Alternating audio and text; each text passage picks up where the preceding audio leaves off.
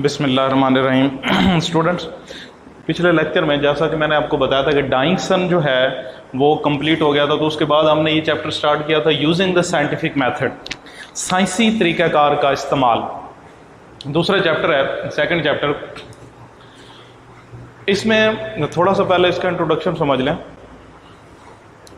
इसमें साइंस ने जैसा कि बहुत तरक्की की है, साइंस रोज़ बरोज़ नई नई टेक्नोलॉजी सामने आ रही है, लाइफ को बहुत ज़्यादा आसान बनाया जा रहा है। साइंस की वजह से बहुत ज़्यादा फैसिलिटीज़ हमें प्रोवाइड हो रही हैं। किस वजह से?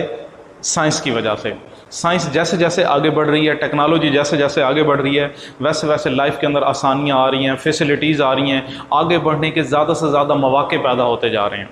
तो यूजिंग द साइंटिफिक मेथड, साइंसी तरीक़ाकार का इस्तेमाल, इसमें राइटर हमें ये बताना चाहता है कि साइंसी तरीक़ाकार के इस्तेमाल से हमें बुनियादी तौर पे जिन चीज़ों का फ़ायदा हुआ है, बेसिक चीज़ें, बुनियादी चीज़ें हैं, इंट्रोडक्शन उसका हम अभी स्टार्ट करते हैं। वो जो उस मद में हमें फ़ायदा हुआ है वो कैसे हुआ है, आज से 150 साल 200 साल पहले के इंसान में और आज के इंसान में क्या तब्दीलियाँ आई हैं, ग्रेजुअली वो किस तरह बढ़ती जा रही हैं, और उनमें सबसे जो मोस्ट इम्पोर्टेंट चीज़ें हैं जो कि यहाँ पे उसने 3-4 चीज़ें डिस्कस की हैं, वो कौन सी हैं, अब हम उसकी तरफ जाते हैं। पहले ये उसका इंट्रोडक्शन मैंने बेटा राइट कर दिया है, पहला पैराग्राफ टेक्स्ट बुक का फर्स्ट पैराग्राफ, उसको समझ लें। उसके बाद फिर हम आगे उसके सिनोनिम करके फिर आगे उससे चलते हैं। टेक्स्ट है जी, अगर आपके पास बुक्स हैं तो ओपन कर लें।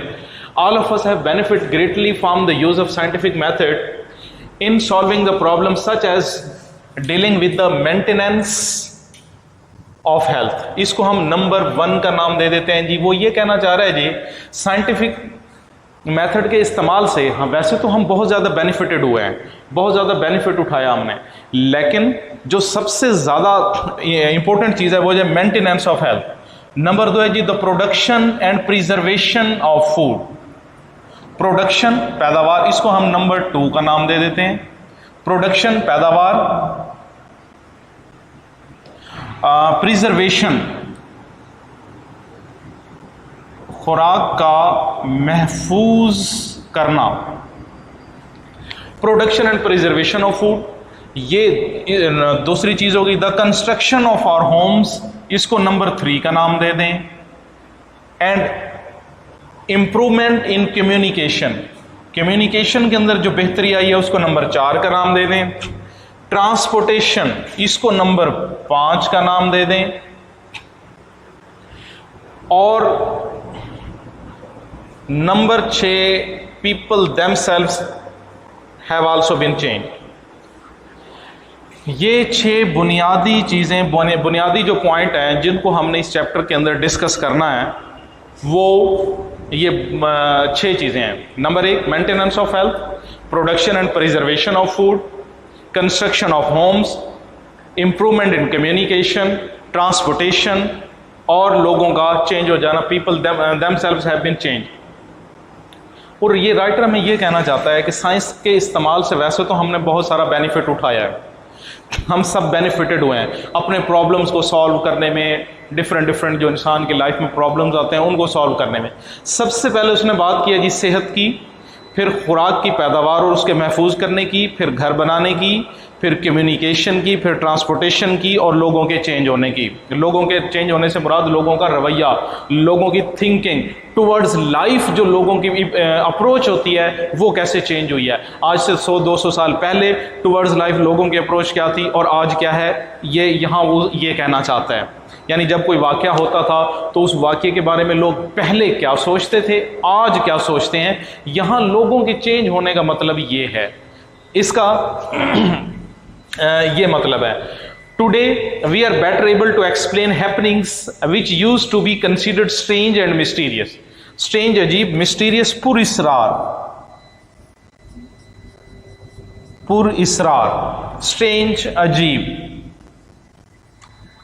आज से कुछ अर्सा पहले लोग जिन चीज़ों को, जिन हैपनिंग्स को, वाकयात को, इंसिडेंट्स को, एक्सीडेंट्स को लोग मिस्टीरियस और स्ट्रेंज समझते थे, आज हम उनको बेहतर अंदाज में एक्सप्लेन कर सकते हैं, जबकि कुछ अर्सा पहले ऐसा पॉसिबल नहीं था। ना ये ऊपर वाली जो 6 चीज़ें हमने डिस्कस की हैं, ना ये जो हम लोगों के बिहेवियर के बारे में बात कर रहे हैं, टुवर्ड्स लाइफ अप्रोच के बारे में बात कर रहे हैं, ना ये पॉसिबल था। Although there is still need for improvement, we are now generally less fearful than our fathers and grandfathers were. अगरचे बहुत ज़्यादा इंप्रूवमेंट हो चुकी है अब कि हम अपने आबाओ अजदाद, फादर्स, ग्रैंडफादर्स, अपने बाप, दादा, परदादा, पीछे ऐसे एंड सो ऑन चलते जाएं, जिस तरह से वो लोग डरे हुए थे, वो लोग खौफजदा थे चीज़ों के बारे में, जैसे वो सोचते थे, हम वैसा नहीं सोचते। हमारी अप्रोच चेंज हो चुकी है, हमारी थिंकिंग चेंज हो चुकी है, हमारे वेज चेंज हो चुके हैं, हमारे वेज ऑफ थिंकिंग चेंज हो चुके हैं। We are also more critical in our thinking.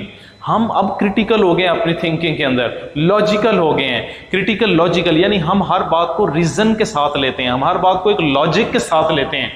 Then our ancestor about अजदाद, जैसा कि हमारे अबाउ अजदाद करते थे वैसा हम नहीं हैं अबाउ अजदाद।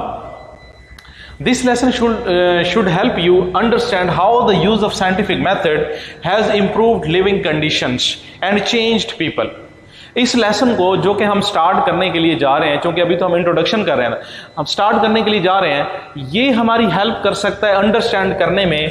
किस किस्म की अंडरस्टैंड करने में? Use the scientific method has improved living conditions and changed people, कि किस तरीके से ये तमाम कंडीशंस के अंदर, कौन सी कंडीशंस है जो ऊपर हम, जिसको हमने नंबरिंग दिया जस्ट समझने के लिए, नंबरिंग की कोई खास जरूरत नहीं है, लेकिन जस्ट उसको थोड़ा माइंड में एक स्केच बनाने के लिए, ताकि आसानी से याद हो जाए और शॉर्ट आंसर भी आसानी से हो जाए, कि जो कंडीशंस है उनको इंप्रूव करने में और लोगों के तब्दील होने में साइंस ने जो रोल प्ले किया है, ये चैप्टर हमें उस पॉइंट को, उस नुक्ते को, उस बात को समझने के लिए हमें हेल्पफुल साबित होगा। ये It should also help you understand how you can make better use of scientific method in your everyday living.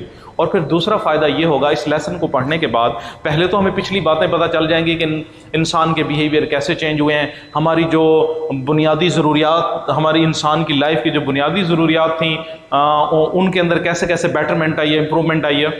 अब एक फ़ायदा और भी होगा, वो ये कि फ्यूचर के अंदर इस लेसन को पढ़ने के बाद फ्यूचर के अंदर हमें पता चलेगा कि हम साइंटिफिक मेथड जो है उनका किस बेहतर से बेहतर तरीके से उसका इस्तेमाल करके किस तरह हम उसको आगे अपनी लाइफ के अंदर एक्सप्लेन कर सकते हैं। लिहाजा अब इस इंट्रोडक्शन में से जो 3-4 सिनोनिम्स हैं उनको नोट कर लें। क्रिटिकल, एनालिटिकल, लॉजिकल, रैशनल, यानी कि रीजन के साथ सोचना। हैपनिंग यानी कोई वाकया, कोई वजह, इवेंट्स, एक्शन, स्टेट। ट्रांसपोर्टेशन यानी एक जगह से दूसरी जगह जाने के लिए carriage. Communication, interaction, transmission, contact यानी राब्ता करना, राब्ता बहाल करना। Maintenance, upholding, continuance, upkeep, care, परवाह करना, फिक्र करना, किस चीज को मेंटेन रखना। Thank you very much.